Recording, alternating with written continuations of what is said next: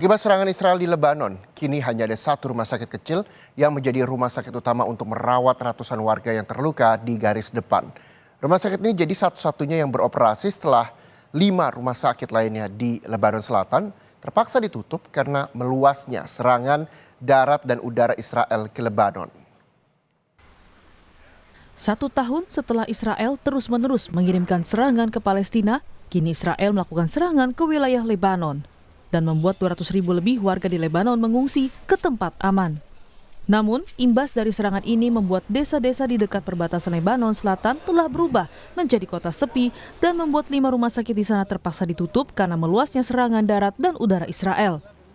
Kini, hanya ada satu rumah sakit kecil yang beroperasi dan berjaga untuk merawat ratusan warga yang terluka di garis depan.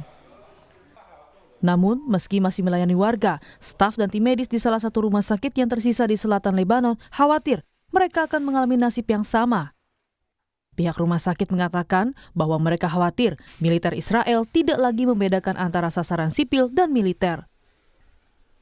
Di satu sisi, menjadi satu-satunya rumah sakit yang buka membuat mereka bergulat dengan berkurangnya sumber daya, meski sudah menimbun bahan bakar karena jalan semakin sulit diakses.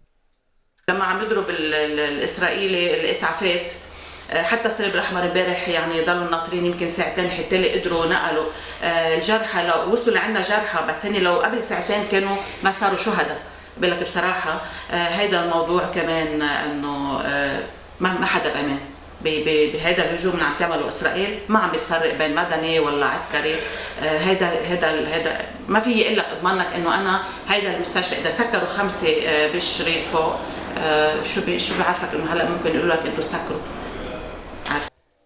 Dengan berada di garis depan konflik, namun rumah sakit ini beruntung masih mendapatkan dokter sukarelawan asal Norwegia yang tiba di Lebanon pekan lalu.